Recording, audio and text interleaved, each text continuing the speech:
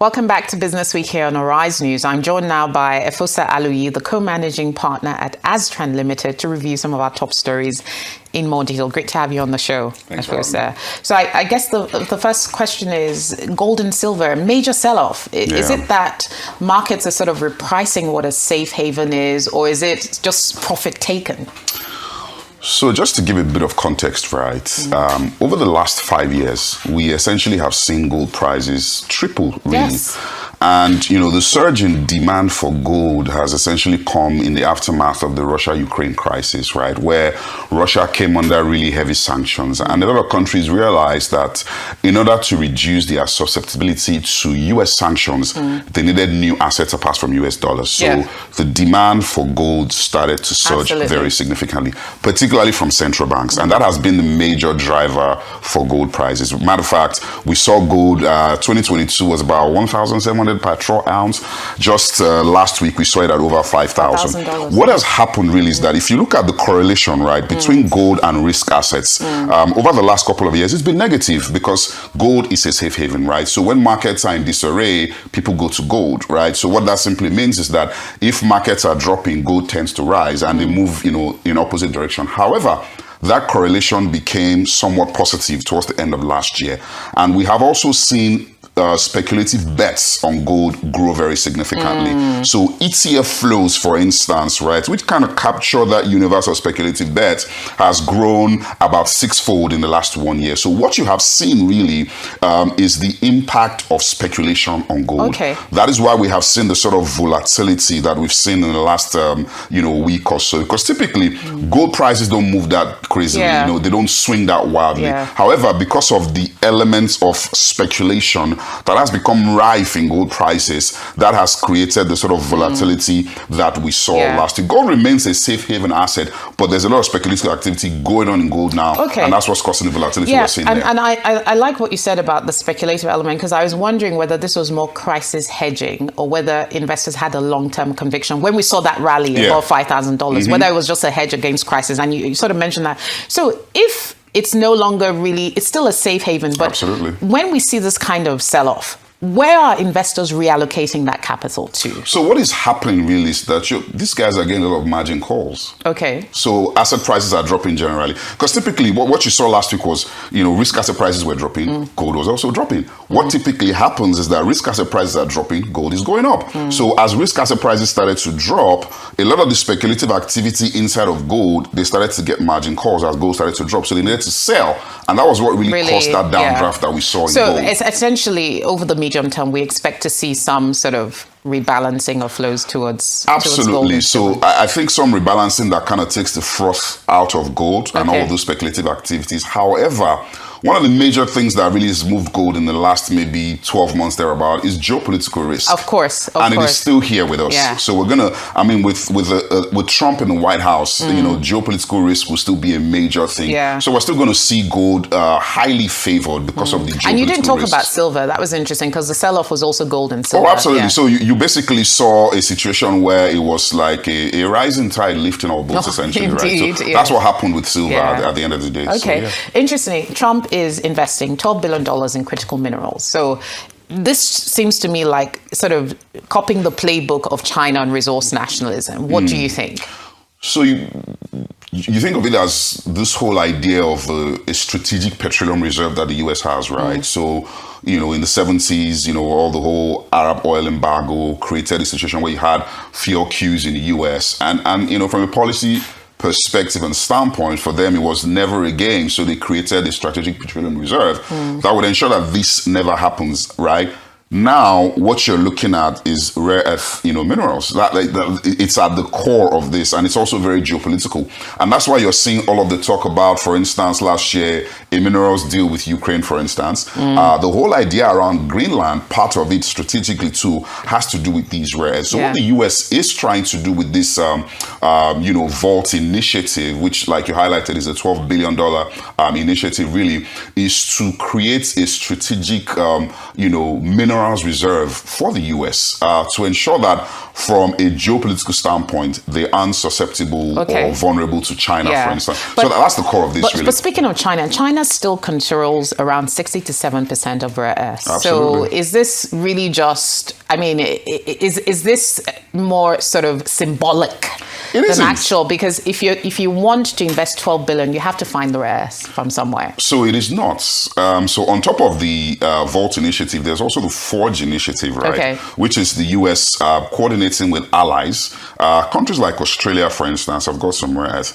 Again, like I said, it is strategic. It is not something that is expected to yield results in the next year or two. Yeah, because obviously you have to go and find the rare earths, you have to extract them, you have to mine them, whatever, export them. And that's why they're talking about Greenland. So these things are strategic. Although he did say, to be fair, or markets sort of deducted, let me say that, Greenland wasn't purely a critical minerals play. Right. So it shouldn't be sort of couched to that. But I do agree that there's a geopolitical angle. Oh, absolutely. That's the major angle, really. It's geopolitics. Because if you look at the negotiations last year with China, the major leverage that China could wield out of its box was rare earth. Absolutely. So this then raises an important question. For those African countries that have rare earth minerals, this potentially creates new sources of leverage in negotiations, because if America is focusing on these new partnerships in order to sort of build up its strategic reserves of rare earths, African countries that do have these critical minerals should naturally then have a stronger say at the table, right? Absolutely. So how can we mine that? Excuse the pun. So we just need to get our act together, right? Okay. That's very important. So if you look at what has happened with Chinese rare earth over the last year or so, in terms of growth, it's largely been rare earth from the DRC. Yes. And of course, the American government has been involved in that, tensions with Rwanda over the DRC. So we need to, there's some rare earth in Nigeria as well. So we need to get our act together. And we do. You know, one of the concerns that comes into my mind is whether this new front in critical minerals then sort of reinforces the old sort of colonial idea of a scramble for Africa. Absolutely. Right, in terms of minerals. And how do we then now actually do it better this time around, where we create value from our resources? The question really is that, are we on a better footing, in terms of our house in order than we were then? Are we? That's the real question. Yeah, very interesting question. Now, this AI sell-off, I had to look at the figures twice because it said there was a $285 billion sell-off driven by AI stocks. $285 billion sell-off in the space of 2-3 days? Yeah. NVIDIA, for instance, is worth almost $4 trillion, right?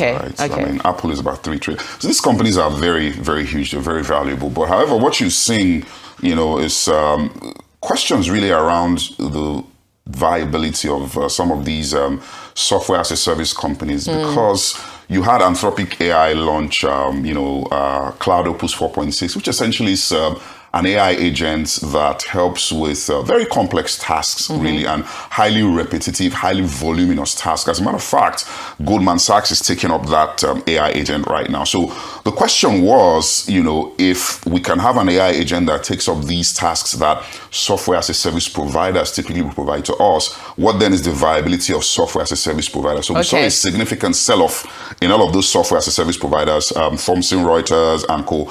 And that sell-off then spilled into the AI market. And of course, we had a weak sentiment coming into the week, and that basically just dovetailed into it and created the sort of sell-off that we saw. So, you mentioned Goldman Sachs. Their software basket dropped 6% in a day. Right. So is it that these technology valuations are very vulnerable technology stocks? Because if I was an investor and I was interested in tech stocks, and I have a situation where I have a fund manager and this, is it overexposure? How am I even thinking about how I'm investing in technology versus AI versus software? So the truth of the matter is that, with AI, we get developments every other day, right? I think sometime early last year, it was DeepSeek, right? So now we're seeing developments that are beginning to question the viability of certain segments of the software market. Essentially saying that AI agents can actually do this work quicker, better, probably even cheaper for us. So why would we have this software as a service company? So the question really is around, do we need these SaaS companies around? And that has been the issue, really, in terms of the sell-off. Again, that brings to the fore how powerful AI can be, how potentially disruptive AI can be as well. So again, you never know. Tomorrow it could be something in healthcare. that comes up, and then you see a sell-off in healthcare stocks. So AI really is very powerful, is very strong. Yeah, and it's interesting because, we always hear talking about we're in an AI bubble. And then if you take it to the company side, I'm thinking if your company is strategically thinking about your investments, how much investment do you direct towards AI for the long term, whether it's a bubble or it's a long-term trend? But my view is that it's here to stay. Let's move over to Africa. Ethiopia experiencing double-digit growth, and it's one of those rare moments where you see a market that's opening up and reaping the dividends of opening up, amongst other things. So what is Ethiopia doing right? So you kind of have to then go back a little bit and look and see that Ethiopia had very significant challenges as a result of the civil war in Tigray. It created a lot of problems for them. Now, that economy had largely been closed off and also really, really state-run. Ethiopian Airlines, for instance, is 100% owned by the government. So a lot of the state-owned enterprises were 100% owned by the government. So there were very little efficiencies there and all of that. It was really clear that Ethiopia needed to carry out reforms. But again, with reforms, the political will to carry them out is another thing entirely. And I think this government actually has gone ahead to, take the bull by the horns and go ahead to carry out those reforms. Pre-reforms, you were seeing output growth of somewhere around 5% thereabout on a yearly basis. So with these reforms, which essentially touch on currency, because before the reforms came through, you had very significant FX scarcity where the spread between the official and parallel market was really, really crazy, almost akin to what we had in Nigeria. And they floated the bear. They did float the bear, and we saw a very significant depreciation there. However, we've seen very significant stability. We've also seen, stronger availability of the US dollars as well. We've also seen very strong export growth. Exports, but inflation still remains high. Yeah, so because you have seen that, liberalization of the currency. Same thing that happened in Nigeria. Yeah. Once you do that, typically you would have a readjustment in prices, and that's what has happened, with Ethiopia. But I think that, the currency floating, if you will, structural reforms around state-owned enterprises are really creating, a strong growth trajectory going forward for Ethiopia. It has also benefited quite immensely from the surge we've seen in gold.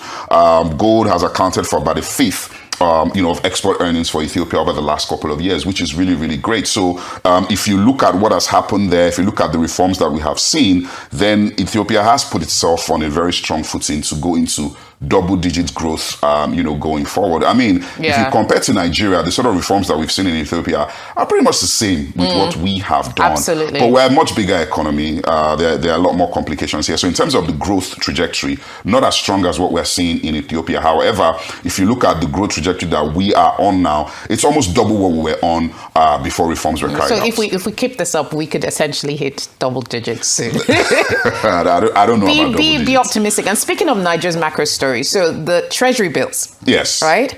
4.5 trillion naira in subscriptions versus 1.1. Yeah.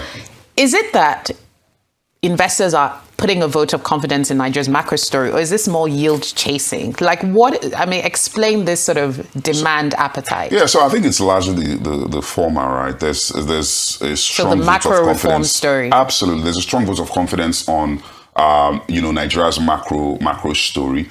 Only last week, if you look at how the currency moved in the official market, we saw a very significant appreciation. And that's on the back of the fact that you have a lot of foreign funds flowing through into our market. And that's why you saw the sort of demand that you saw, at that auction. If you put on top of that, the sort of liquidity that we're expecting to come through this year, just on, securities maturities, is somewhere around 33 trillion naira, right? Okay. Yeah, that's a lot of money coming through. And the DMO only allotted about 952 billion. Yeah. So in my head, this is a liquidity management strategy because of FX. You also don't want to get too overly aggressive and ambitious, and then you sort of derail. Absolutely.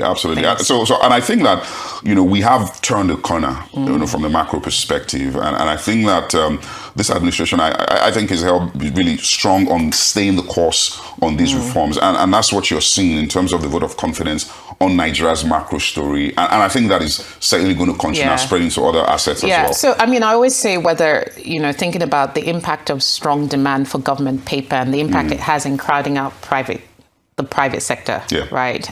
But whether this is all part of also trying to boost confidence in Nigeria's domestic market. So what are your thoughts about this in terms of the impact, in terms of crowding out private sector investment? The government is the biggest player. At the end of the day, they're also the safest player, right? So it's just unfortunate that the private sector will continue to get... Credit to the private sector. They'll just continue to get crowded out. Nevertheless, I mean, we're seeing a lot of private companies actually raise CPs in the market, and there's been great appetite for that as well. But certainly you cannot compare to what the government is getting. So the government is the biggest player, and that will continue. But I think that as confidence in the government strengthens, you would also then see, a repricing of yields, where yields also start to come down. And that should help free up credit to go into. Absolutely. But I also think, having said that about the crowded thing, I think this is also a vote of confidence, a credibility of what is happening in Nigeria's domestic 100%, economy. 100%. So it's still a good thing either way. And hopefully if that trend continues, as you said, yields over time